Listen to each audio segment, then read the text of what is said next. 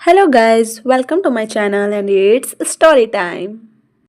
Vinod highway पर गाड़ी चला रहा था। सड़क के किनारे उसे 12-13 साल की लड़की तरबूज बेचती दिखाई दी। विनोद ने गाड़ी रोककर पूछा, तरबूज की क्या रेट है बेटा? लड़की बोली, 50 रुपए का एक तरबूज है साहब। पीछे की सीट पर बैठी विनोद की पत्नी बोली, इतना महंगा तरबूज नहीं लेना जी, चलो यहाँ से। विनोद बोला, महंगा कहाँ है? इसके पास जितने तरबूज हैं कोई भी 5 किलो से कम नहीं होगा। 50 रुपए का एक दे रही है तो 10 रुपए किलो पड़ेगा हमें। बाजार से तो तू 20 रुपए किलो ले आती है। विनोद की पत्नी ने कहा, तुम रुको, मुझे मोल भाव करने दो। फिर वह लड़की से बोली, 30 रुपए का एक देना है तो दो, वरना रहने दो। लड़की बोली, 40 रुपए का एक तरबूज तो मैं खरीद कर लाती हूँ आंटी, आप 45 रुपए में एक ले लो, इससे सस्ता मैं नहीं दे पाऊंगी। विनोद की पत्नी बोली, झूठ मत बोलो बेटा, सही रेट लगाओ। देखे हो ये तुम्हारा छोटा भाई है ना, इसी के लिए थोड़ा सस्ता कर दो। उसने खिड़की से झांक रहे अपने 4 वर्षीय बेटे की तरफ इशारा करते हुए कहा। सुंदर से बच्चे को देखकर लड़की एक तरबूज हाथ में उठाते हुए गाड़ी के करीब आ गई। फिर लड़की के गालों पर हाथ फेर कर बोली, सचमुच मेरा भाई तो बहुत सुंदर है आंटी। विनोद की पत्नी बच्चे से बोली, दीदी को नमस्ते बोलो बेटा। बच्चा प्यार से बोला, नमस्ते दीदी। लड़की ने गाड़ी की खिड़की खोल कर बच्चे को बाहर निकाल लिया। फिर बोली, तुम्हारा नाम क्या है भैया? लड़का बोला, मेरा नाम गोलू है दीदी। बेटे को बाहर निकालने के कारण विनोद की पत्नी कुछ असहज हो गई। तुरंत बोली, अरे बेटा इसे वापस अंदर भेजो, इसे दस्त से एलर्जी है। लड़की उसकी आवाज़ पर ध्यान न देते हुए लड़के से बोली, तू तो सचमुच गोल मटोल है रे भाई, तरबूज खाएगा? लड़के ने हाँ में गर्दन हिलाई तो लड़की ने तरबूज उसके हाथ में थमा दिया। 5 किलो का तरबूज गोलू नहीं संभाल पाया। तरबूज फिसलकर उसके हाथ से नीचे गिर गया और फूट कर 3-4 टुकड़ों में बट गया। तरबूज के गिर कर फूट जाने से लड़का रोने लगा।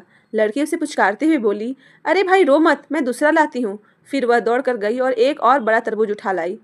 जब तक वह तरबूज उठा कर लाई, इतनी देर में विनोद की पत्नी बच्चे को अंदर गाड़ी में खींचकर दरवाजा बंद कर दी। लड़की खुले हुए शीशे से तरबूज अंदर देते हुए बोली, ले भाई, ये बहुत मीठा निकलेगा।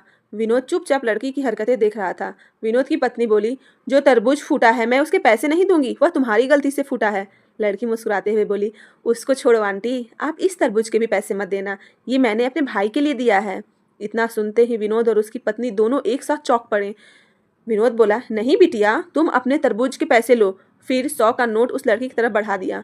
लड़की हाथ के इशारे से मना करते हुए वहां से हट गई और अपने बाकी तरबूज के पास जाकर खड़ी हो गई। विनोद भी गाड़ी से निकलकर वहां गया। आते ही बोला, पैसे ले लो बेटा, वरना तुम्हारा बड़ा नुकसान हो जाएगा। लड़की बोली, माँ कहती है जब संबंधों की बात हो तो हानि लाभ नहीं देखा जाता। आपने गोलू को मेरा भाई बताया, मुझे बहुत अच्छा लगा, मेरा भी एक छोटा सा भाई था मगर। विनोद बोला, क्या हुआ तुम्हारे भाई को?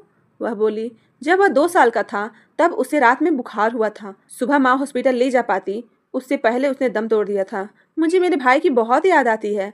उससे 1 साल पहले पापा भी ऐसे ही छोड़कर जा चुके हैं हमें। विनोद की पत्नी बोली, ले बिटिया अपना पैसा ले ले। लड़की बोली, पैसे नहीं लूंगी आंटी। विनोद की पत्नी गाड़ी में गई। फिर अपने बैग से एक पाजेब की जोड़ी निकाली जो उसने अपनी 8 वर्षीय बेटी के लिए आज ही 3,000 में खरीदी थी। लड़की को देते हुए बोली, तुमने गोलू को भाई माना है, मैं तुम्हारी माँ जैसी हुई ना, अब तो ये लेने से मना नहीं कर सकती।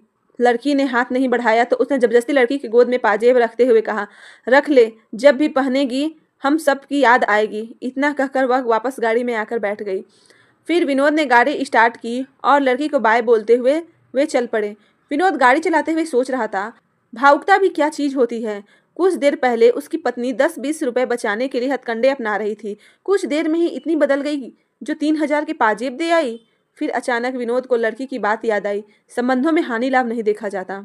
विनोद का प्रॉपर्टी के विवाद को लेकर अपने बड़े भाई से कोर्ट में मुकदमा चल रहा था। उसने तुरंत अपने बड़े भाई को फ़ोन मिलाया। फ़ोन उठाते ही बोला, भैया मैं विनोद बोल रहा हूँ। भाई बोला, फ़ोन क्यों किया?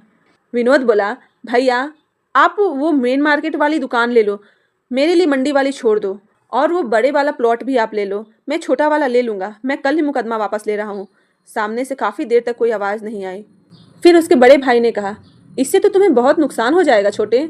विनोद बोला, भैया आज मुझे समझ में आ गया है, संबंधों में हानि लाभ नहीं देखा जाता, एक दूसरे की खुशी देखी जाती है। उधर से फिर खामोशी छा गई।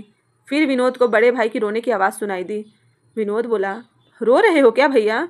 बड़ा भाई बोला, इतने प्यार से पहले बात की होती तो सब कुछ तुझे दे देता रे। अब घर आ जा, दोनों प्रेम से बैठ कर बंटवारा करेंगे। इतनी बड़ी करवाहट कुछ मीठे बोल बोलते ही न जाने कहाँ चली गई।